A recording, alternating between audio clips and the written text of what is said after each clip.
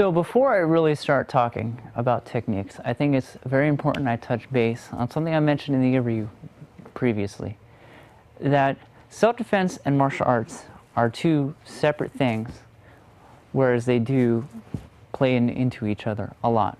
The reason I mentioned that, and I'm reiterating that now, is no amount of techniques will save your life in every single situation.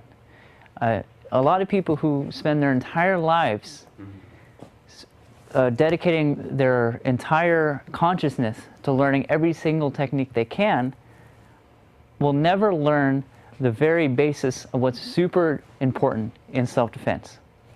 And that is, the best way to defend yourself is to use common sense. Common sense in the sense of the best way to defend yourself is not being in a dangerous place in the first place.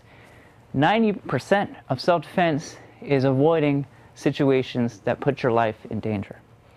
The next 9% of self-defense is diffusing dangerous situations. A lot of people will make the mistake of, once they've learned a lot of techniques, is they will use that technique too soon, and it will escalate situations when they don't need them to. That last 1% is the use of techniques that you've learned within martial arts. Now, when we talk about technique within martial arts, I think what is lost within a lot of these seminars is the very important foundations in self-defense, which are first, stay calm in a dangerous situation. Our bodies have an adrenal system that runs really fast in scary situations, and everyone is placed within a fight, flight, or freeze situation when they are in a self-defense situation. What you want to do to make yourself as safe as possible is deal with your own adrenal system as to where if you are put in a life and death situation, you aren't freezing. So if you are in a life and death situation, it's important to recognize that your body will have this reaction, and it's important to prepare your body to deal with your reaction. As to where if you are in a situation where you have to fight, you're ready to fight. If you're in a situation where you can flee, you flee. And then, most importantly, in all of this is you don't freeze. If you freeze in any situation, it is very life-threatening. Now, the other thing I want to talk about is two other important keys to self-defense. First, the flight situation. You want to always be in a situation where you can move away. So I suggest that when you are learning techniques, you are learning them keeping in mind that you have to learn them all where you can apply them when you're loose. If you're too tight in a situation, you can't quickly leave. You lose your mobility when you get tense. And then also, you want to be in a situation where you stay on your feet. So I'm going to talk next about stance. When you are in a fighting situation, you don't want to be in too rigid of a stance or too loose of a stance as to where you're thrown on the ground. My favorite stance to talk about is what's called a 60-40 stance, is what I nickname it. Is with a 60-40 stance, you have about 60% of your weight on the back leg and about 40% of your weight on the front leg. The reason you backload it is so if you want to launch a technique, you're ready for it, to launch it just like that. And if you want to be mobile and get away, you can quickly retreat, or quickly move left, or quickly move right. And it's important, too, that when you are in a stance, you're not directly in line, like a fencing stance. The danger of a fencing stance is if someone gets on one side of you, they can knock you over onto the ground. You don't want that. Another danger of the fencing stance is you can't go left or right quickly. There's another type of stance that's most often used as a boxing stance. Boxing stances are great if you want to trade blows with someone and stay on your feet, but they're not very great for quickly getting out of a bad situation. So you want to have what's called a 60-40 stance where it bridges the gap between those two. Next thing I'm going to talk about is distance and how it's your friend. So I'm going to bring on my friend here, Robin. This is Robin, who is helping me today. I'm going to talk about the 4 distances you want to pay attention to in self-defense. This is what's called a clinching tight or a grappling distance. When you're at this distance, you're very in danger, especially if your opponent or attacker has a weapon. This is a loose clinch. If you're in this distance, it's also very dangerous because your opponent can grab you. This is a punching distance. This means if he throws his fists out like he's going to punch me, he can punch me. This is a kicking distance as to where if he is within this distance from me, he can kick me. And this is what's called a safe distance. So if he is within this distance, it's safe for you. And it's ideal for you to use this distance to your advantage to first and foremost try and get out of this situation.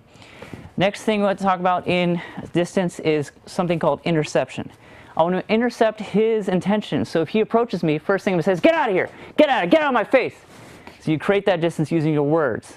And if he doesn't react to those words, you want to be ready to use your longest weapon against the closest point on his body. So if he gets within kicking distance and I have the time, I'm going to kick him right here. One more time, he takes a step forward, boom. I'm going to intercept. Closest point to him, to me, is his kneecap right here. I'm going to use my kick right here. One thing I want to point out about kicking is if you can kick high, don't waste your time on kicking high to the face or high above the body, anything like that. Because if you do this, and if he grabs my foot, I'm going to fall over. See, his hands were already ready. I wasn't going to let him. If he gets closer and then kicking, go ahead and get, boom, you're ready. Be ready with the strike there. Because if he gets this close, if he's within punching distance, this is useless at this point because I can't extend this out all the way without losing my balance. And at this point, if he intercepts me before I can get my hands out, soon he is in what's called dangerous distance, as I mentioned, loose or tight clinch. So next thing I want to talk about before I move on to dangerous situations is if he gets to a point where we're within punching distance, he starts wanting to trade blows, go ahead and send your fist out like you're punch. So if he sees that here, get right here, you're already in a situation you don't want to be in. So first thing you want to do, if you see this coming, get your hands up so you can start redirecting, getting inside and outside his body like that. I'm going to move your body right here so we can see where I'm going to go with this. You want to use something called angling to your advantage. So if he sends that punch, I'm going to go this way with my body. So I'm outside his lethal angle. So if he sent another punch here, if he sends that one, I just keep going in this direction. I get behind him, I move out of the way, stay here. But what you want to do if you ever in a situation where you have to angle is first and foremost try and get to a position as to where he's off balance. So I'm going to push him out of the way, move out of the way like that. If you're in a tight alleyway where you have to use your angling to your advantage, go ahead and punch again. Boom, you want to send a strike there, maybe send one more here and move along. This again is if you have to. As I mentioned before, it is very dangerous for you to really want to trade blows because the second you lay hands on someone, it definitely becomes a life and death situation for both you and your attacker or your opponent. You don't want blood on your hands. If we get, let's step back over here. If we get back to a situation where he gets your hands on you, say for example, he gets your hands right here, grab me right there. This isn't good. This isn't good for you. You want to use this to your advantage though. All you have to do to immobilize this is get your hand right here, send it up like that. If you get your hand in here, send it up like that. All I'm doing is locking his wrist as to where he can't move his hand. I'm not holding this very tight and I'm doing that. You see it makes him very uncomfortable. So one more time, grab quick, boom, just like that. That's all you have to do. If he gets both hands and you can't lock those wrists, that's okay. You just do that and it unlocks there. One more really quick. If he grabs you on the shirt here, just like that, he goes to punch you. First thing you want to do is you want to protect your face like that, and then you want to lock the wrist by rotation. You can lock the wrist by rotation. The way you do that is get your hands on here just like that and get your thumb right there, and then you can do a little bit of do-si-do here. And if you want to make it very uncomfortable for him, do something like this, and it falls over there. And that's all we have time for today. Robin, thank you so much for taking the time. Anything else you want to add about all of this experience? I can assure you, he is a master, and although he was just demonstrating, I did feel it.